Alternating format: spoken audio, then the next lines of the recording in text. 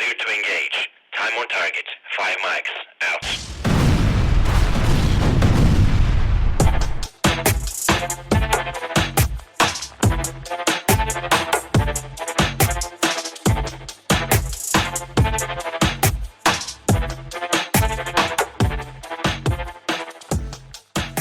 Welcome back to Crosstabs with Reagan Knope and Bryan Iverson. Crosstabs is Oregon's political water cooler. We share our insights on current trends and topics backed by our decades of experience in Oregon politics. Bryan, how are you doing today?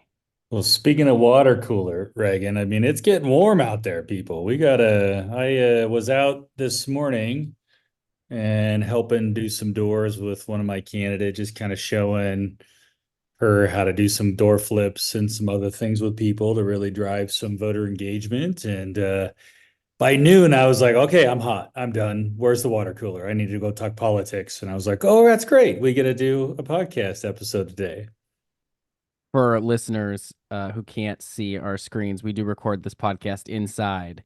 So that is obviously a benefit for the sun. It's going to be 99 on Friday and 101 on Saturday. What are the temperatures in Central Oregon for you guys? I think about the same, Reagan. I think we'll be up in the hundreds, but for Vikki and I, it'll be a little different because we're actually going to Phoenix because we decided 101 wasn't warm enough. We wanted to go down to Phoenix where it's going to be 113. So we really wanted to make sure that we were warm for somebody's special birthday coming up. So I think that was really kind of the idea. So I will have a good time down there in Phoenix, but it will be warm. So we'll be jumping from air conditioning to air conditioning, like most people. The only way to survive out there in the desert. You mentioned, Bryan, that you have with you the wonderful Vikki Breese Iverson. I wanted to introduce her for anyone on our listening to our podcast who may not know. She is obviously a mom, a wife, a rancher. Very important to know that she's a rancher. She is a principal broker. Do not try to call her a real estate agent like I did, everybody. She's a principal broker, very successful at selling the homes, brokering them and whatnot. And how I got to know her, she's a state representative representing Oregon House District 59, Jefferson, little bit of Deschutes, and mostly Crook County out there in Central Oregon. Welcome to Crosstabs, Vikki Breese Iverson, or as she's sometimes known, VBI. Yes, I've become VBI across the state. Thank you guys for having me. I'm excited to be here. Well, we are excited to have you. We've got a couple of important topics to talk about and some fun topics. We always like to include a fun topic or two. And we're recording this on July 2nd, so 4th of July is top of mind. And Bryan, you put this in our notes. Gallup's latest polling, record low, 38%, extremely proud to be an American. And this makes me sad. But I kind of wanted to get your guys' take on this before I give mine. So what do you think? 38% are extremely and 27% very proud to be an American. Well, Reagan, I just thought it was kind of interesting to really look at it, not necessarily in the number of today being 38%, but how far down we have slid from really post 9/11 was probably our highest of the proud to be an American, which was, peaking in the 90s. 91% of Americans felt that way to, where we're now down into, 38% for extremely proud or just kind of moderately proud, in that 65% realm. So really like 30-40% of Americans have changed their tune by are they proud to be an American? I'm just really upset because that's probably one of my favorite songs to play on the 4th of July. You get it at every rodeo you go to. And then I started looking into the numbers because, at Crosstabs, Reagan, we look into the numbers. It's not really Republicans. We're off a little bit. I mean, we're probably off 30%, it looks like 28%, which is surprising to me. But the Democrats are off 40%. So, I mean, I really feel like the Democrats are leading in this issue. I think it's something that they should be very proud of, that they finally got an issue that they're leading in, and it's that they hate America. So that's kind of my take. I don't know, Reagan, what's yours? And then maybe we can let the representative give us her take. She might not Well, share mine. I scrolled down looking for more data because, as you pointed out, we're the data nerds here, and it was kind of Democrats have always been a little bit lower on this number, and I think the point that you're making about them, there's a lot more of that in their party where they're very focused on, dismantling the historical um, negatives that they feel that America was built on, whether it's slavery or whether it's just being, too I don't know, capitalist or whatever it is, right? That they're concerned about. They're always looking to change, and I think that's sort of progressives are more likely to see a lack of change or not enough change as quickly as they want as a negative. And so they're going to view America being slow to change as like a negative thing. Whereas I think Republicans and conservatives were more about conserving or preserving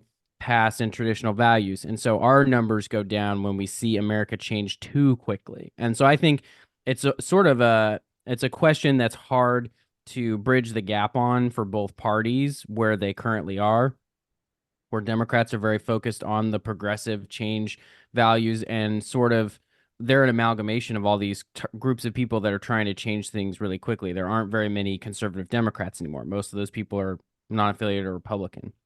So I think the question's really tilted against being a progressive. Whereas if you're more of a conservative or more moderate, you're okay with America changing slowly and kind of the changes in government catching up with changes in society, right? So, I think your point is well taken, Bryan, in the sense that there's definitely these fringe elements that are hating America. I think there's some of those on the conservative side too, and that's what, I get frustrated by, and I want to make sure, we're keeping our party. I'm always trying to keep Republicans accountable because I don't feel like I can criticize Democrats without keeping the Republicans accountable, right? So, Democrats, you've got something to work on here in terms of your patriotism and your pride in being an American. And I think that can mean different things to different people. That doesn't mean they have to all become Republicans. No, but I think you kind of hit something on the head there. And if I take you guys look at it from a really, really high elevational standpoint, and I kind of narrow it down into what I see and feel in my communities. And I'll be, real frank in the fact that I love the rural Oregon that I represent. And part of the reason I love it is because of the culture that I grew up in and the culture that the community wants to hold on to. And it is exactly pride of our area. It's pride of being part of our community, pride of being there for your neighbor when your neighbor needs helped out, but it's also celebrating the highs in life. And I feel like everything that you've said there and what Bryan started to lean into is on a national level, there is a lack of pride in America because there's been so much craziness in the world. And when we let the Democrats be in charge of all of that, they just keep trying to change things so fast. We never stop to see what it was that we just did. And we see that in our community. Things and to your point, the progressives are so progressive that they can't see what they just did. And they don't let the ink dry on that before we move on to the next thing. And so we're in a constant turmoil. I think maybe if we stopped and we really did embrace our culture, all of our culture, then maybe we'd remember what we were supposed to be proud of. Well, and Bryan, I think the thing that definitely contributes to this lack of patriotism is the lack of fireworks, right? I mean, obviously, patriotism is 100% based on fireworks. I'm not very patriotic because I don't usually set off very many fireworks. Bryan, what's your fire? I'm assuming out in Crook County, you guys line up your fireworks on the fence and you light them by shooting them, right? So you shoot the firework to light it.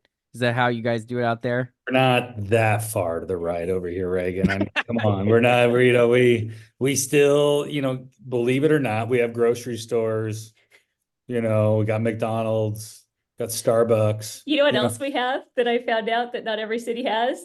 Fireworks tents. Those tents where the fireworks are for sale. Yeah, that's always a thing. So I was just Googling that. There's a legal period you can sell fireworks In Oregon, there's the retail Sure is. June 23rd to July 6th. That's why you see the Yeah. tents pop up and disappear because there's Yeah. only a couple weeks. But Yep. there's a lot of cities that have banned fireworks this year, to your point, and that's why we're not seeing those tents in so many of the communities. That was my whole point with this whole firework, and Portland has a firework ban. Of course they do, right? Other big cities, blue cities like Minneapolis and some of these other just far left progressive, now they're basically homeless dens. Maybe the fireworks would scare too many people living in their tents. I don't know. We could have fire hazards, but I just feel like they've been doing fireworks since we became a nation. Like fireworks were part of 1776. They became a huge part after the War of 1812, because we're history buffs here on Crosstabs. So I know a lot about, and I of course love fireworks, but so I did a lot of research in it, but really 1812 is when we really embraced the fireworks genre and the culture. I did like what Vikki was talking about. Like there's just that on July 4th, you just want to take a day. We made it a federal holiday, during World War, I think it was World War II. They made it a federal holiday. So they pay people, to take the day off. It tends to become a 4-day weekend, at least every, couple of years, because it'll always fall on, a day where you can take the Friday after the Thursday like you do this year. So everybody gets a 4-day weekend. It's like that opportunity to take a breath, barbecue, have some fireworks, and say, man, aren't we lucky to be living in America? And I think for me, that's always why I love this holiday. It's like, it's not a religious holiday, so it's not focused on Easter or Christmas or the other things. Oh, it's a religious holiday, Brian, if you love America enough. Yeah, that's just true. Yeah, I probably phrased that wrong. But in the Christian sense, Yes. but I was in Europe once when I was in the army, and they don't celebrate 4th of July over there. It's a little weird. So I did find that kind of odd. It was like 4th of July, and I'm running around with my t-shirt on, back-to-back World War II champions, all the things, and nobody else seems to care in Germany that we celebrate 4th of July. I do find that kind of odd, and I think that's what when Vikki was talking about that culture, and we see that in the tents going up. I just remember when you were a kid, you go to that tent and you had like $1 and you got to get like the worms that you could set on fire, and they would just kind of burn on the sidewalks, and you rode your bike down to the fireworks stand, and man, that Little stuff. snappers, you could freak everybody out. Yeah. Set them up tape them to the toilet seat. So here's the interesting thing. Talk about government power. Tape them to the toilet seat, Reagan. Yeah, if you lift up the toilet seat, put all the little snappers on it, and then set it down carefully, somebody sits down. The scariest thing. Glad I'm not your mom. I never actually did it on people, but I know that it can be done because I'm really nice, and I wouldn't do that to people. But we one time put vinegar in somebody's soda and thought that was like a pretty good prank. Our family's a little low key here. We could use some help. But so I asked ChatGPT, Brian, I said, when did Portland ban fireworks? And Portland, Oregon, it says check important info. So I could be wrong here, but we're just going to go say that they scoured the internet and that it's right. They banned fireworks in 2021 due to the heat dome and the fires that were happening that year. However, the ban was later made permanent in response to ongoing concerns about fire safety and air quality. And this gets back to our Pride in America issue. The temporary powers become permanent. You give your government too much power, and eventually they're going to take stuff away from you, right? And I think this also, if you're just sitting around and you're looking at everything as well, every firework is climate change, and every time you go to the grocery store, it's climate change making it worse. You're not going to have very much pride in America. And I think that, frankly, living that way it's unfortunate. And people need to, recontextualize and kind of think about, well, are we just going to go flip right back to the Stone Age? And when you actually make the climate change argument in that mode, no one's going to do it. And so we have to find ways, if you care about climate change, your goal should be, let's find innovative ways to reduce our use of energy and the greenhouse gas and stuff like that. And it's not going to be by banning fireworks and banning fun, because ultimately no one's going to want to do that. So So if we take it back one step and we don't have to talk about climate change on one issue, i.e. this one, we could talk about the idea of just that culture of being proud of your community and proud of America. And it is, to Bryan's point, a non-religious holiday, but it's a holiday that was set to be proud and remember the freedoms that our country have. And I think that if we could, I know my community has they call it the old fashioned 4th of July, where they set up the vendors in the park and there's some games for kids and all the things that I remember growing up. And if we could see communities go back to some of those things and quit trying to have the headline of banning fireworks, but actually embrace what it was that the whole holiday started as, maybe we'd find some pride again. Couldn't agree more. All right, so now we got to talk about Oregon political news. Now, this one sort of flew under the radar for the rest of the state, but this is going to have, I think, a significant impact up in, I think it's House District 32, if I'm not mistaken, Bryan. Coastal District, North Coast, represented currently by Republican Cyrus Javity, very much considered a swing seat, and it's one of those top 4 seats that Democrats will target because it did vote for Joe Biden. It's one of 4 Republican-held legislative seats that voted for Biden in 2020. And so Cyrus Javity got his opponent from last time, a guy named Logan Laity, who didn't spend a lot of money, but still, because it's a swing seat, got a pretty good chunk of the vote out there. Bryan, you probably remember what the total is. I wasn't professional enough to look it up.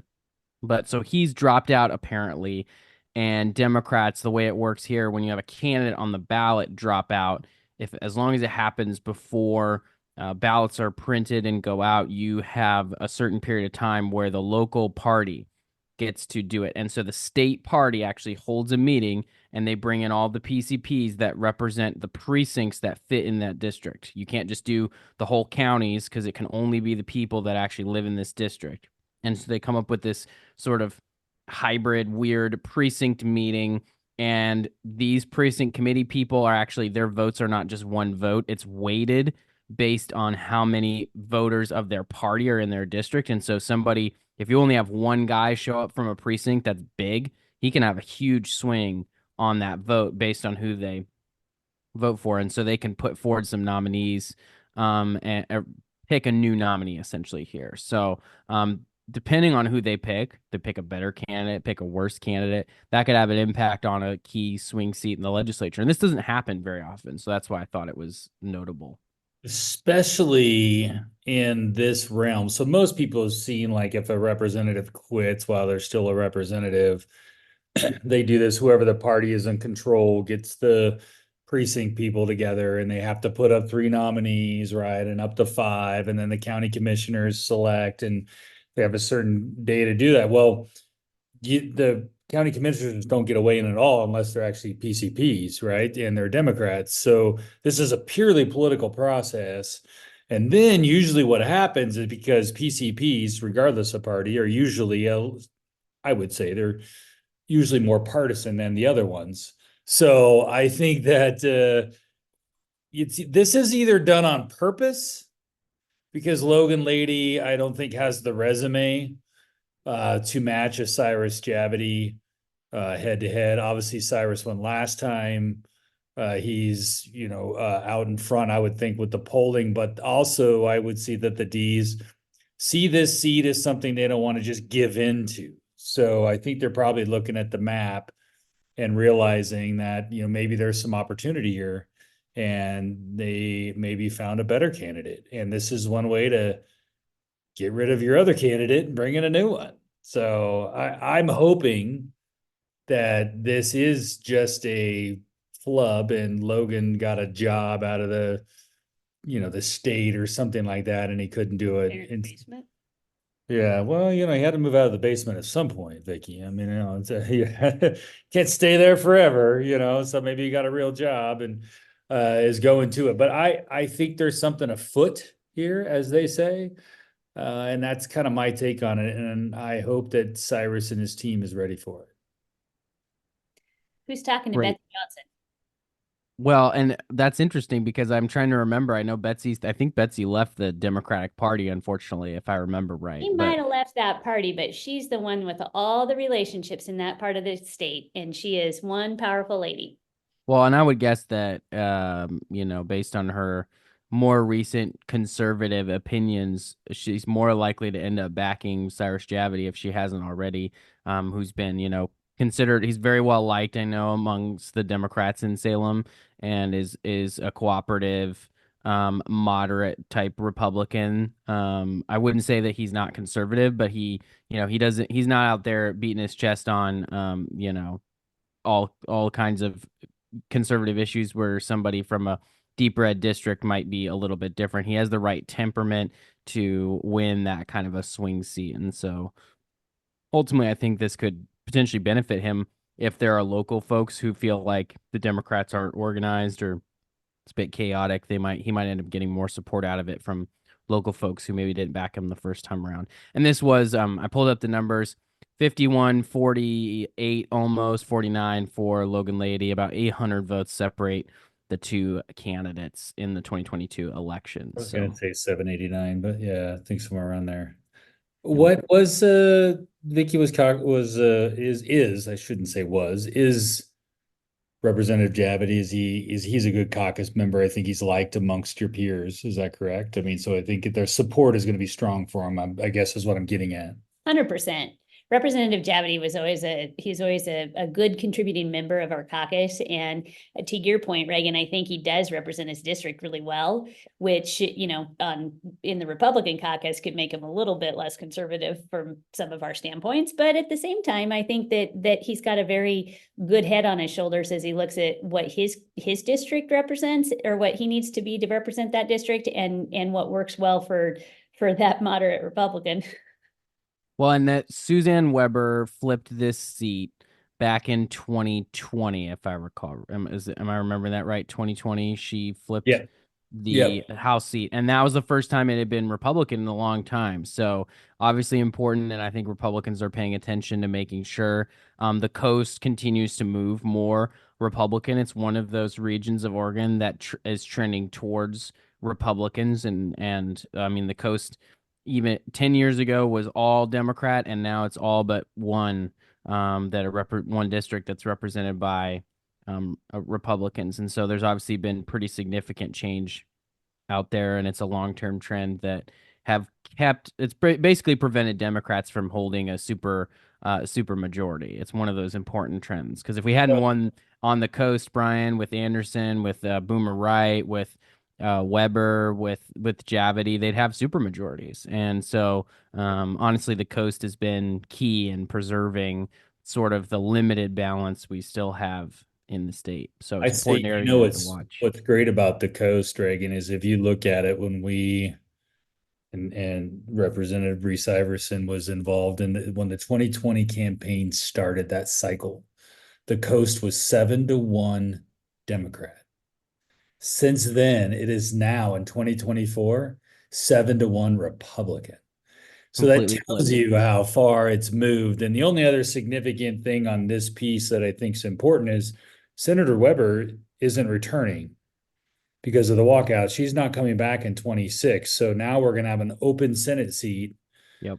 in 26. And we have, Dorothy Edwards. Hopefully she wins in 31, replacing Bryan Stout, which is the other half of that Senate seat, which if you're kind of looking at stuff and you're a betting person, it makes Cyrus Javity the leading contender for the state Senate seat to move to. So this could be a 2-year strategy for the Dems. If I'm a Majority Leader Bowman, and I know he listens to the program, I would be looking at this, that I need to keep this seat competitive, thinking that it might be open in 2026, that I can then take a stab at it. So maybe putting somebody in there who he feels is going to be a little bit more competitive is probably something he's looking at. So, or maybe not. I think that's great analysis, Bryan. I think the other great thing about the coast is going to be 73 degrees there when it's 100. I might have to think about hit it over to Newport. Talk about that heat. that we're thinking. Well, you know what's important when it's hot out? Water. Got to have water. And well, we have one of the experts on water in Oregon here with Vikki Breese Iverson. And recently, I'm working in the Senate, and you guys were probably aware of this. We had to confirm a new director for the Oregon Water Resources Department. And it was a pretty controversial figure. I think, Representative Owens, Senator Finley were really leading the charge in terms of pushing back against a gentleman named Ivan Gall, who Kotek had appointed. They went through, I'm trying to remember the details here, but I think they went through trying to find a qualified person. They passed over him, looking to see if they could find somebody better. Looks like they could not get somebody that met whatever other additional qualifications they had. So they ended up appointing him. And that didn't sit super well with a lot of folks that deal with water. But he did get confirmed on a party line vote. And so now he is leading the Water Resources Department. And I wanted to ask you, Representative, do you feel like what's your early read? Is it too soon to know? Are there positive changes of the Resources Department? Are there negative changes at the Resources Department?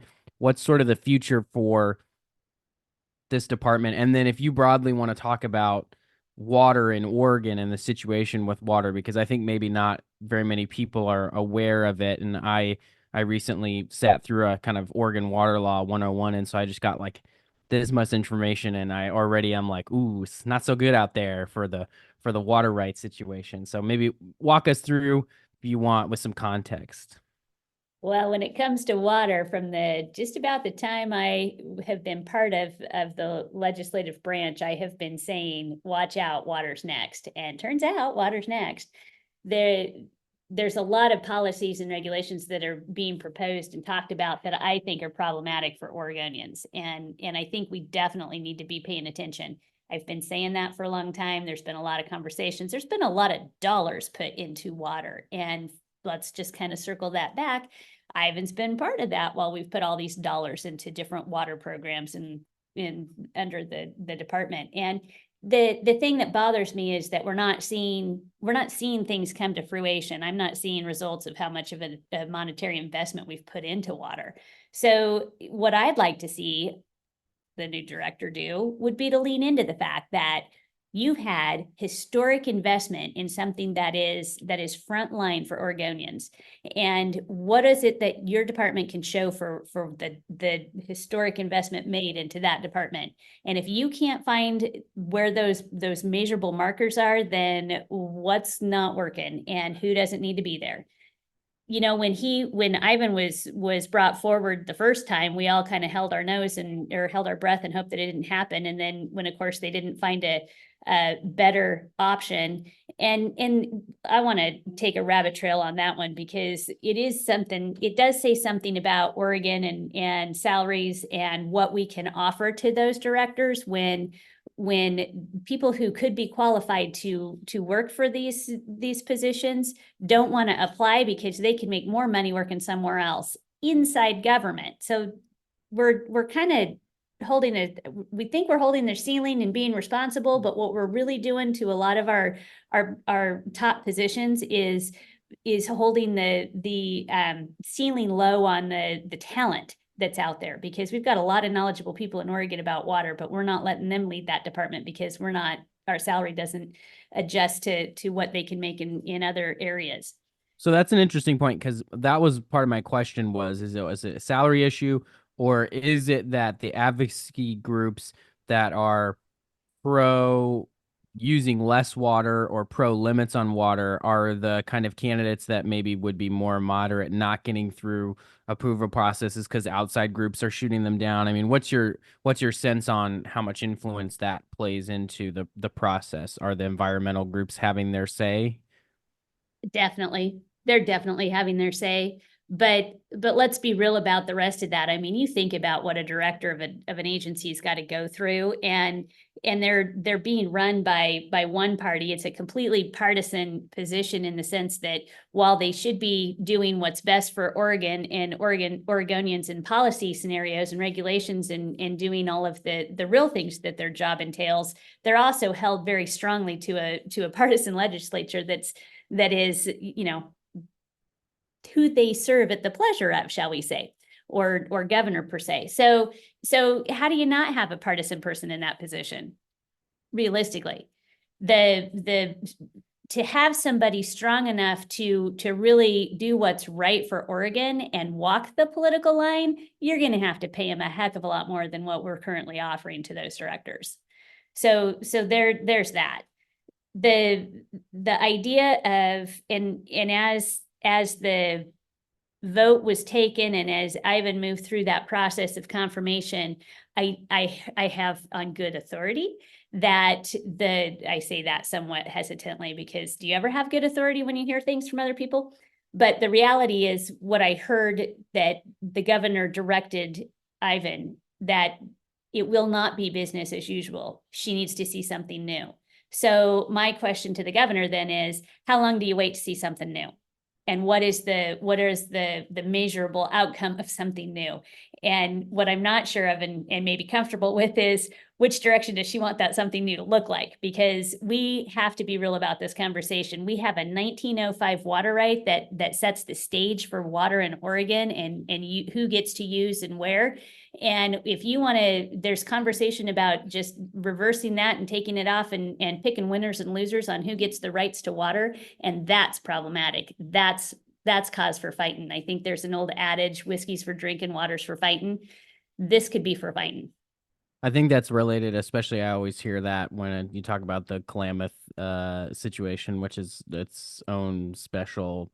People have the lawyers that taught Water Law 101 are like, there are people with specialized knowledge about the litigation related to Klamath Dam because it includes federal, state, and tribal water rights. And so it's just a huge mess. So I think I want to take a little bit broader view because I'm not sure that everybody is aware. But one of the things I heard in the Water Law 101 that maybe you can kind of expand on a little bit is there are no more new water rights that are going to be granted in Oregon, is basically sort of what they said, just because of the lack of water. And I wonder if you could shed some light on that. Is that sort of a policy position that they're taking, or is that sort of a real legitimate look at how much water Oregon actually has available? I mean, what's sort of the big picture? Reagan, that's the 102 class. You'll learn that. Oh dear, I'm so pretty excited. I'll be taking that here next semester. You know, all these questions, and you got to take the 102 before. No, I'm just kidding. I'm sure Vikki can answer that. The reality is that the department is going down a road where they're doing administratively saying that they're not going to issue any more water rights, and frankly, you know, there was a conversation in the legislature during the last long session about putting a moratorium on water rights, and it was met with such disdain and so much anguish that we tabled that conversation and we said, we've got to do this a different way. Well, it turns out the department didn't think they had a different way, or they're not creative enough to actually look at the whole picture and try to find a different way. So they're taking, in my opinion, just a low bar at trying to right their ship. The problem is that the department for decades hasn't managed water correctly. And so what we're seeing right now is all these, and everybody's heard him, this region's in a drought, and this region's overspent, and all the other key phrase words. But the reality is that it's a accumulation of many things. One of the things, and I'm going to hark it right back to my own little water basin, which is the Deschutes water basin. You know, the amount of juniper trees that have grown up in my area in the last decade is astonishing. Fields that didn't have a juniper tree among them now are covered and don't have much in the way of actual grass, natural grasses. It's all junipers. And I bring up junipers for the simple fact that, you know, one of those junipers can drink 35 gallons a day. So you think about the number of those trees out there sucking up water. Who gave them a water right? Why do they get to take the water that I otherwise use to grow grass? And that's part of that conversation of a management perspective, that the department just isn't managing and that's a natural resource. That's a reoccurring resource. And if we use it right, we get to use it for a long time. But when we don't use it, and back in the day, natural fires ran through and kept those juniper trees at bay. Well, now we're kind of managing fires, managing not to have fires. So nothing's taking the junipers out. And that's just one species, but that's the other thing that's happened, and this is probably water law, like what, 103 for poor Reagan, but we do have the feds, the state and locals all talking about water and not necessarily all in the same conversation. So one has a conversation, decides something, and then the other level of law has a conversation and decides something, and they might not be working together on how that water is distributed, used, or saved or stored. And we need to talk about all those things. Well, and I just to add, and I think you're right, like to get those people all at the same table to talk about water, one, it's difficult, and then two, when you're at the table, because I've seen a couple of those conversations where they feel like they got people at the table, it's like you're literally talking different languages. Because the water law, the federal water law, then the state water law, and then what does your irrigation districts do?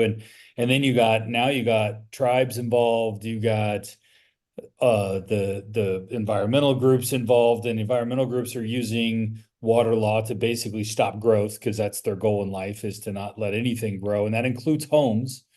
That includes stopping us from building homes because they say there's not enough water. And so when I looked at this stuff, the OPB article, and listened to Director Gale, and then also heard a lot of the Senate Republicans' rebuttals on this, as well as my own wife's rebuttals in regards to this, is he nowhere is going to do anything different. I mean, even in the OPB article, he says, well, we've been doing for 25 years and it's been fine. So he doesn't think that the way he's been doing it is, he understands at the end, hey, the governor wants to see something different, but I don't think they even know what that is. And I don't think when you hire a bureaucrat that's been in this same agency for 25 years, thinks he's done a great job, now all of a sudden is going to change how they do business. I don't see it. Hey, Yeah, and I think the only thing. Sparks. Oh, go ahead. Hope Sparks here. We can watch the guy prove us all wrong and do something right for Oregon. Well, and I will note, according to this article, and I didn't know this to be true. I thought that when we confirmed him, he took over, but they are saying in this article that he didn't take over as director until this last Monday. So he technically, I guess, has barely started. But to Bryan's point, and I think this is what the Republican opposition was based on, is the track record there was pretty long in terms of does he really think he was doing a great job? I mean, it would be hard for you to say that you deserve this job and not think that you did a good job. Does he have the political sense to realize that he can change some things and just say, well, the old boss made us do certain things different ways, but I'm the new boss? And I think, like, if he was driving that message, I think that would be more, and that would cause people to have more positive notes. But I think that he can't drive that message specifically because of what we talked about before with the environmental push that you said, not to build any homes. And the other thing I thought was super interesting, so ground wells, exempt use wells. So we have groundwater in Oregon, or it's put into the category of groundwater, and wells are one of those exempted uses. You don't need a permit. And this is something that when they're doing some new rulemaking, I always get a bunch of calls about they're trying to ban wells. And it's like, well, not exactly. If you have a residential use well not exceeding 15,000 gallons a day, which is a lot, for a household use, you're fine. Think of more of what we're talking about is agriculture, and water for CAFOs is even just another can of worms that can be opened, has been opened, right? And so you have all these different categories and things where it's sort of hard to track what's the limit here and who's putting the limit in. The CAFO limit's a DEQ thing. It's not a Water Resources Department rule, if I remember right. So there's all this complexity out there that makes it hard to understand what are the rules. And I'm just going to lean in as a realtor, and I just want to clarify that's realtor without an I, Reagan. That's the reason he can't call, or he has to call me a principal broker, folks, is because he can't actually pronounce realtor. Anyways, Really? the reality of representing those properties that have a well on them, I know that when somebody has a domestic well, the rules around that domestic well, which means that it is for consumption of the home, they're only allowed enough, and you mentioned the gallons of water that they can pump, but the reality of what that means to somebody who owns a home is they can only use it for their house and for a half acre of property there. So Right. that's their lawn, basically. And what a lot of people don't understand is that they think they kind of get unlimited use out of that. And in some respect they do, because we don't have a meter on them, which is another conversation we're not starting right now, but I really don't appreciate the idea of. But what we're seeing is a lot of people that get those, we see people buy a piece of property, they create their little garden, and then they expand their garden because now they're going to take their product down to the farmer's market and sell it. And what they ultimately wind up doing is using a lot more than a half acre of water out of that well. So some of it is lack of education, and that's real. And everybody wants to go straight to the regulatory side of this conversation. And how do we meter the well? How do we, impose penalties and all the things? But do you realize that the majority of Oregonians just don't know that they're not supposed to use that much water out of a well? I think like I wouldn't have known that because I have my property, and my property is a perfect example. I've got like 3 acres that is a field, but I don't water the field because all I have is a well. I don't have a water right on this property that I'm aware of.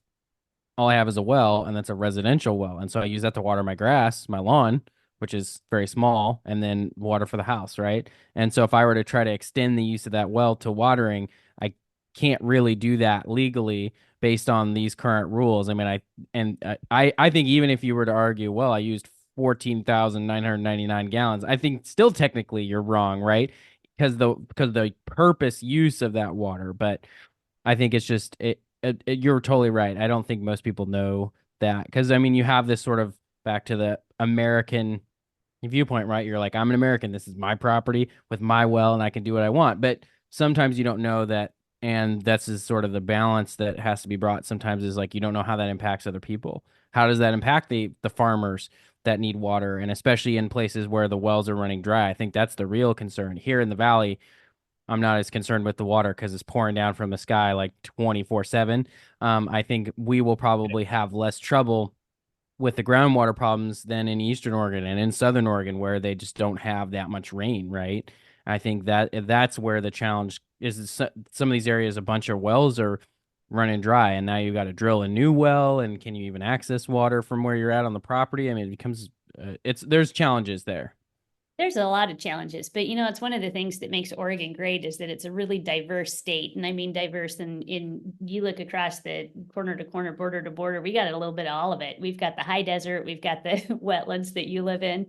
And to your point, Reagan, you don't know what it is that a water right looks like or acts like, because they're just used differently. The water rights in my area usually come from an irrigation district, which handles things separately from something out in Harney County that those water rights are directly from the department, and they're a state water right out of a well. So it's really different across the state.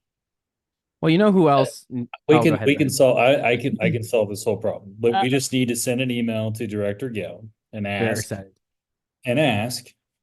do you support firework bans or not? Because I really believe this could be a political issue that could be the dividing line between whether he's going to be good or not. Are you on the side of fireworks, or are you on the side of no fireworks? You better be careful. They're going to put a regulation on a well that says you can't put a fire out with it. Oh, jeez. Well, and so you say that, Bryan, but I recall reading, and if I can find the article, here it is, how Ted Cruz won the 2016 Iowa caucus. I don't know if you remember this, Bryan, but Ted Cruz took a position on fireworks freedom during the Iowa caucus to flip several votes to him so that he could win. That was like they drilled down into like what was the issue that was actually going to move this voter, and they figured out that if he put out a statement supporting fireworks freedom, that was going to help him. And he did win the Iowa caucus. Now, he did not win the presidential election. So, Nobody wants to ban fireworks. You should listen to the kids What? these days. They are so frustrated that they can't go buy their fireworks or have their, now, I'm not saying that they all use them correctly, but literally it's, fireworks are, again, they're a point of pride for America.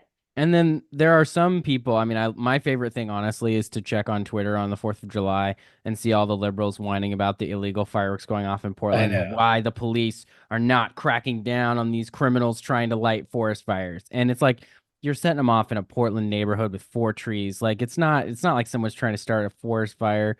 And I think that's the thing that makes, us frustrated is you're like, don't you have something better to do with your time than, Turns out they don't, Reagan. They really that's unfortunate, right? I may or may not have a candidate up around the Portland metro area where I may or may not have encouraged him to get arrested for lighting fireworks off. I said the press could be just awesome on this one. It could be our Ted Cruz moment, right? Like, oh, sorry, are you against fire? Because that might be an 80-20 issue that we went on. I don't know, but I said, well, let's go with it. We need some good press. I mean, we would be everywhere, right? Candidate. Military, a current service member getting arrested for fire. That would be I agree with you, Brian. In the sense that I think that's going to go viral. Opportunities. It's going to end up on the Today Show. You know who else may have fireworks, not water rights? Homeless camps. We don't know what their water rights are. But this is a big issue because we had an important Supreme Court decision, and we talked about this briefly. Well, not briefly, actually. We talked about it a lot with in last week's episode with John Horvick, the pollster. We talked about the right to camp, and basically the Supreme Court held that the rules that Grants Pass put in about not being able to, camp on public. Specifically, I think they were targeting public parks, but public properties basically wasn't cruel and unusual. And that has led to this huge discussion, kind of reopening this discussion because Oregon passed House Bill 3115, which we talked briefly about. And I think, Representative, you were there for probably the crafting of this bill, the debate of this bill, opposing the bill. And so I would sort of like to get your input and maybe get your history on where did this 3115 come from, and do you think there's an opportunity to roll it back in the future now with the Supreme Court decision, or if people are just sort of digging in on this issue? When that bill came through, I remember complete disbelief in what it is that we were even considering. And I talked to so many, at the time I was in House District 55. So I represented Southern Oregon and down into Medford and Klamath Falls and Lakeview up to Crook County.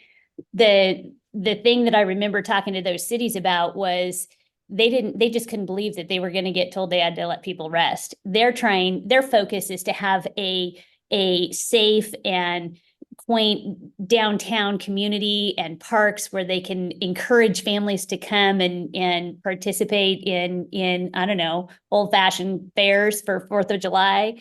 But they could see the writing on the wall. They could see that if the state forced them to allow people to camp in these parks were not going to be a place where they could keep people safe. They weren't going to be a place where they had that ability to regulate anything. And I mean, that doesn't talk about the doorways or the sidewalks that they've taken over. But I'll tell you, from the very beginning of this conversation, the communities were not okay with allowing people to sleep everywhere and being forced to do so. There was. And I got to tell you that you look at the communities, and maybe my community's special, but we want people to have a place to camp, a place to be if they're experiencing a problem and need some assistance. But it is not okay to say that we have to allow them in every doorway and every sidewalk bench and every park. We need to be able to know that we can take our kids down to the playground and let them play, and they're going to have the same access to that park that this bill forced us to allow homeless people to have. I went back and looked. I mean, probably haven't gone back and looked because you lived it, but I went back and looked at some of the testimony on 3115, and it really goes. Nerd. I know, right? I went back and looked, and then I also noticed that the unintended consequences of this bill was brought up numerous times in both chambers. And I think when we started the podcast, we talked about this idea, this progressive strategy of running out in front of trying to solve a problem or do something without like realizing the ramifications of it. And I really think that this is a perfect highlight of that. That 3115 came out, and then all of a sudden you get what you see in Portland, and you get what you see in some of these cities that are just horrendous. The amount of just trash left behind and all the things, and all that the Grants Pass decision is doing is just saying cities got to have the ability to regulate. They have to have, and it can't be, between this time and this time. Like, I mean, you're going to say that you have these because it doesn't handle sweeps and stuff like that. You just got to be able to manage your city in a way it doesn't turn into a freaking trash hole.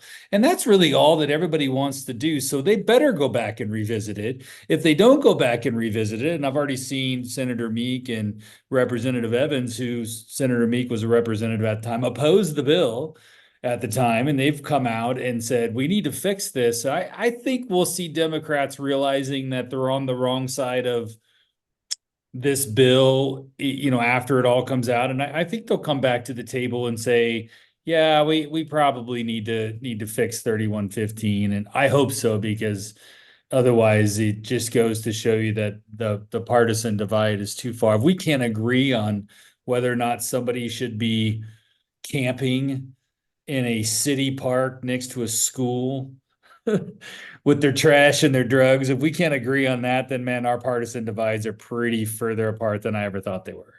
Well, and I think partisan divides are pretty far apart, but local control, people, we need to go back to local controls. Local communities need to be able, to Brian's point, control their parks.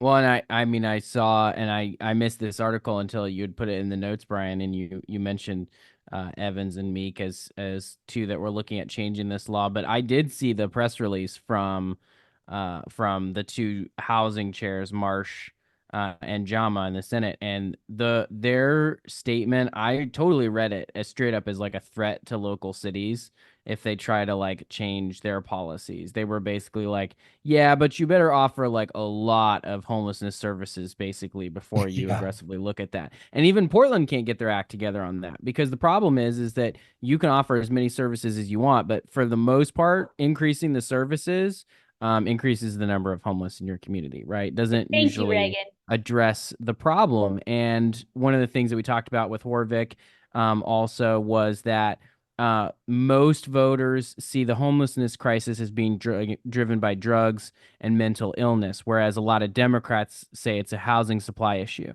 Now, we do have a housing supply issue in Oregon that is driving the price of homes, but for the most part, the folks who are homeless are not people who have a job and can't afford a house. And I think that's sort of the challenge here to really address this issue, and the confusion around it is that those people are just stuck renting.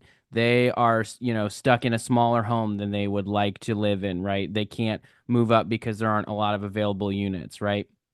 We talked about the trickle down, where if you build a $5 million home, the person in the $2 million home moves in the $5 million home, and then the person in the $500,000 home moves in the $2 million home, right? I call it trickle down home ownership, Ronald Reagan style trickle down. But the whole point of that is that housing crisis is not necessarily driving the homelessness that you see on the street. Those folks are getting stuck in hotels and stuck in renting places that are too small, right? They're not all getting put on the streets. I think there's some of that, but the majority of it has to do with mental health services. And so if you want to have services that are actually going to potentially solve your mental health problem, it's going to need to be state hospital and other mental health services that are significant in a way. And I don't know that we know exactly how much that's going to require. I think it's probably going to be more expensive and more encompassing than we would hope. just because it's such a long-term problem.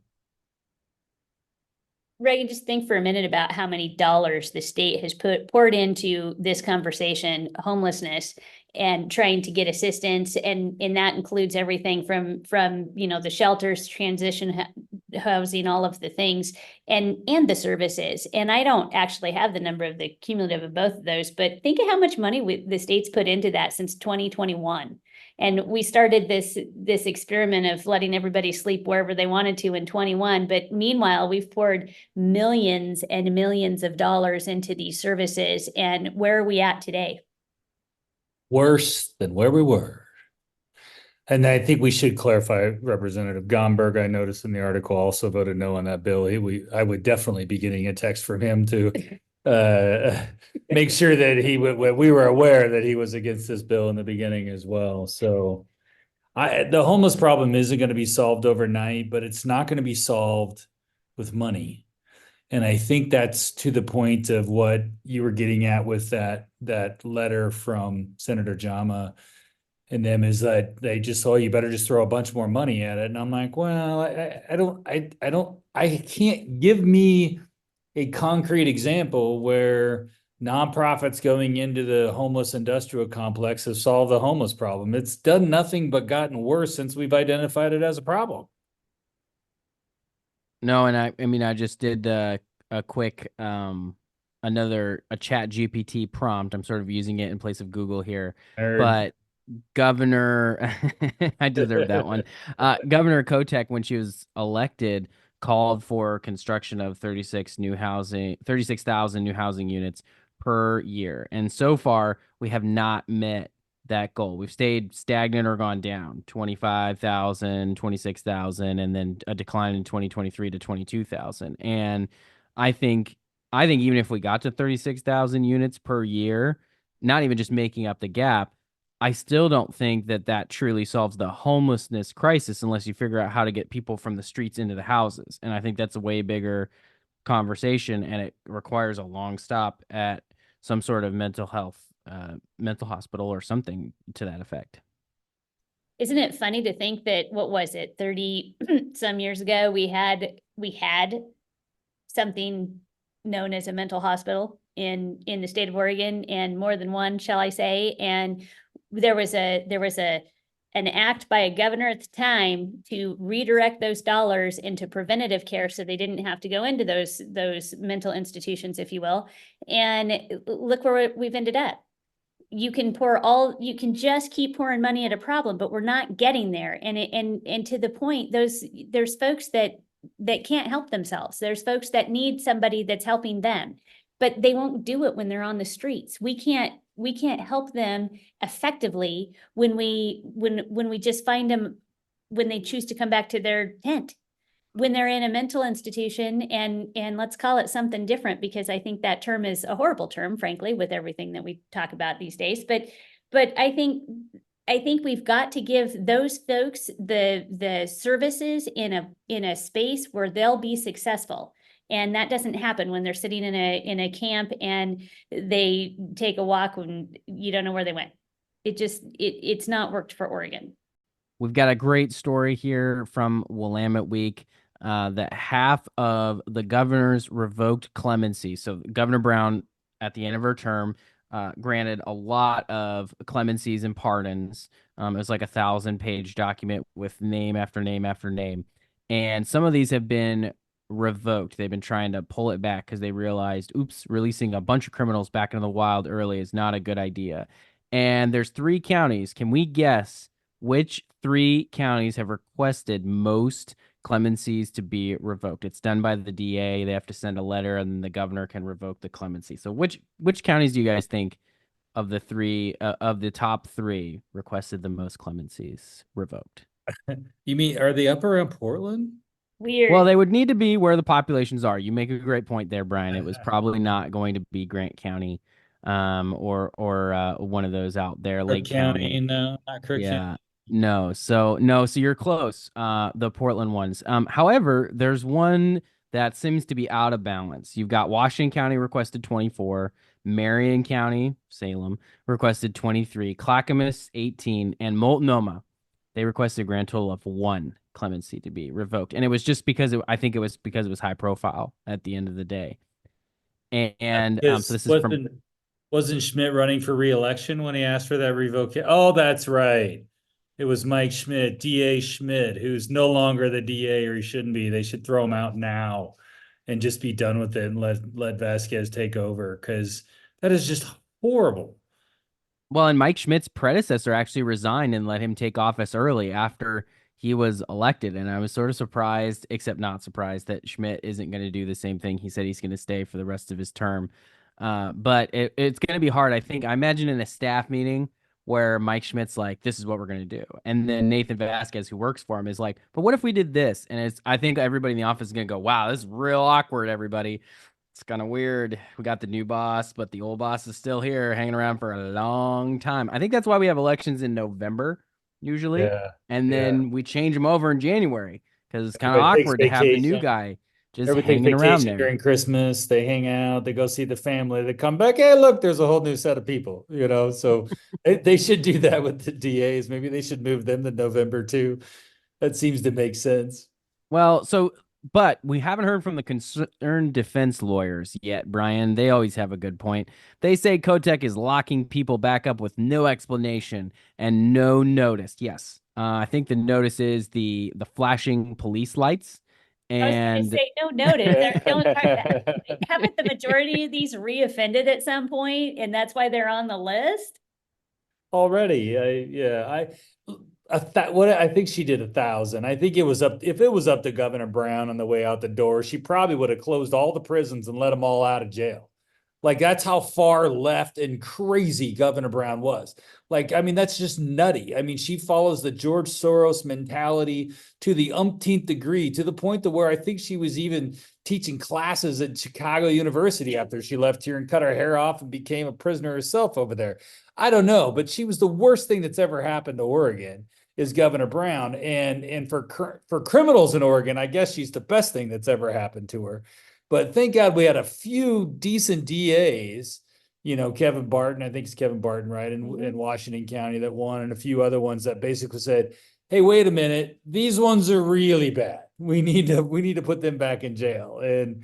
And I'm glad to see at least Governor Kotek has done that and reversed some of that decision. I can't imagine there's not more out there that shouldn't go back into jail, but I don't know. Governor Brown, just, if you're a Republican living in Oregon these days, just the sheer name of Governor Brown just makes me shriek.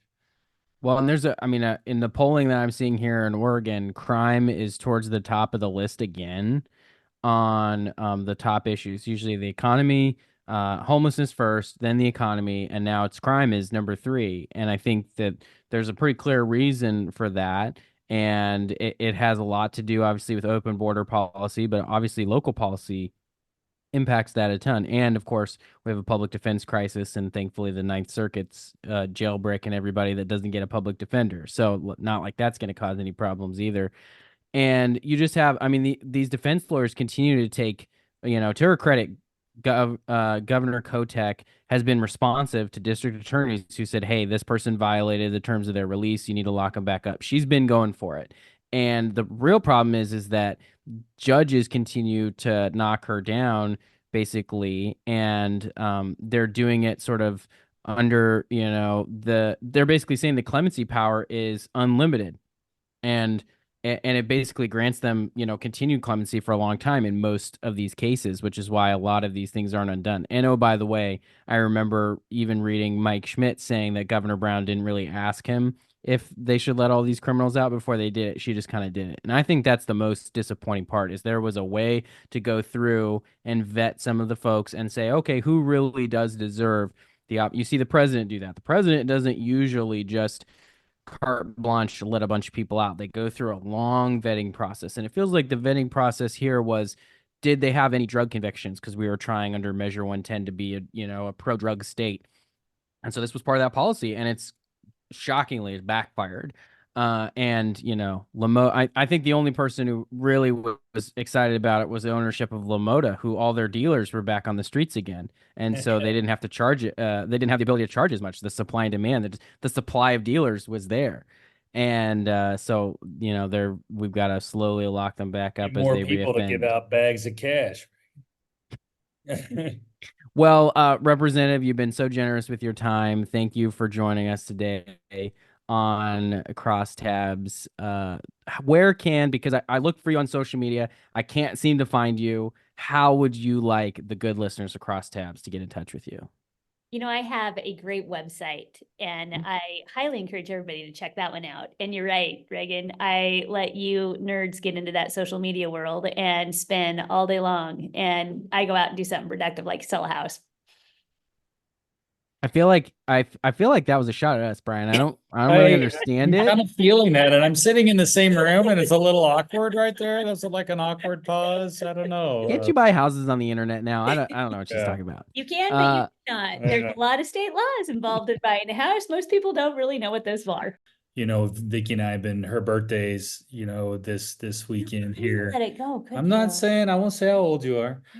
You can find out by following me on social media, because I will say how old she is. But we've been at this a long time, Vikki and I, in this political world, and Vikki's got a long resume of being a staffer to being a House Republican leader there first stint and winning seats. And we didn't even get into the campaign side of stuff.